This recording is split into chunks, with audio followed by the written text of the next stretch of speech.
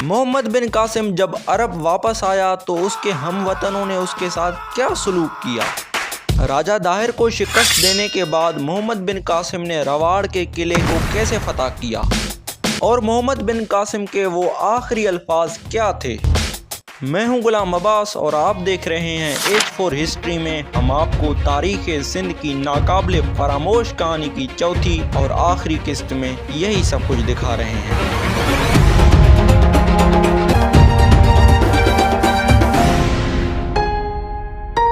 राजा दाहिर की मौत के बाद उसका बचा खुचा लश्कर रवाड़ के किले में जा पहुंचा। इन लश्करियों की तादाद तकरीबन 15,000 के लगभग थी। किले में राजा दाहिर की बहन रानी माई भी मौजूद थी, जिसके बारे में ये कहा जाता है कि राजा दाहिर ने उससे रस्मन शादी की हुई थी। रानी माई ने यह फैसला कर दिया कि वो अरबों से मुकाबला ज़रूर करेगी और वो कई रोज़ तक अरब हमलावरों का मुकाबला करती रही, लेकिन अरबों ने अपनी मंजनेकों की मदद से किले की दीवारें तोड़ दी तो रानी माई ने हरम की दीगर औरतों के साथ खुद को आग लगाकर खुदकुशी कर ली। रानी माई की मौत के बाद किले के सिपाहियों की मुज़ाहमत भी जल्द दम तोड़ गई। राजा दाहिर का बेटा जय सिन्हा चित्तौड़ की तरफ भाग गया। मोहम्मद बिन कासिम ने रवाड़ के किले को फतह करके बरहमनाबाद और राजा दाहिर के दारुल हुकूमत अरोड़ को भी फतह कर लिया। यूं उमवियों के सिपा सालार मोहम्मद बिन कासिम ने सिंध को भी उमवी सल्तनत में शामिल कर लिया।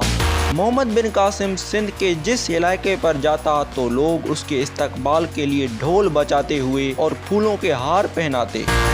मोहम्मद बिन कासिम तकरीबन 3 या 3.5 साल मतलब 712 से 715 तक सिंध ही में ठहरा रहा। इस दौरान मोहम्मद बिन कासिम ने सिंध के कई छोटे बड़े इलाके भी फतह किए, लेकिन उसका आखिरी बड़ा हमला मुल्तान साबित हुआ। मुल्तान को फतह करने के बाद मोहम्मद बिन कासिम कोई दूसरी बड़ी फतह हासिल ना कर सका। इसकी वजह ये थी कि मोहम्मद बिन कासिम का मोहसिन हज्जाज बिन यूसुफ 714 में इंतकाल कर गया।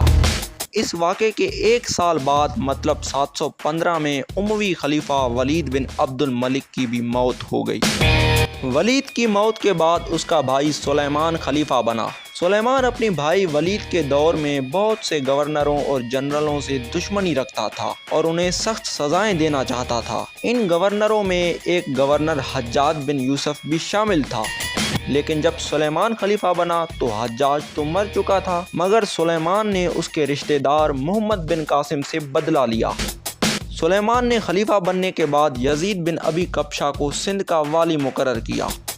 यजीद ने सिंध पहुंचते ही मोहम्मद बिन कासिम को गिरफ्तार कर लिया। उसको मुजरमों की तरह टाट के कपड़े पहनाए गए, हाथ में हथकड़ियाँ और पैरों में बेड़ियाँ डालकर इराक रवाना कर दिया। इराक पहुंचते ही मोहम्मद बिन कासिम को वासित के एक जेल खाने में कैद कर दिया गया। यहाँ मोहम्मद बिन कासिम को हर तरह की सज़ाएं दी गईं और आखिर तकलीफ़ और मुसीबत झेल कर मोहम्मद बिन कासिम उसी जेल में इंतकाल कर गया।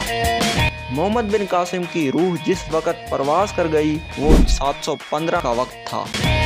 कहते हैं कि मोहम्मद बिन कासिम के आखिरी अल्फाज थे कि लोगों ने मुझे ज़ाया कर दिया और देखो किस जवान को ज़ाया किया, वो जवान जो मुसीबत के दिन काम आता है और वो जवान जो सरहदों के दिफा के लिए बेहतरीन है। दोस्तों, ये जो आप स्क्रीन पर मस्जिद देख रहे हैं, इसके बारे में कहा जाता है कि ये मस्जिद मोहम्मद बिन कासिम ने तामीर करवाई थी।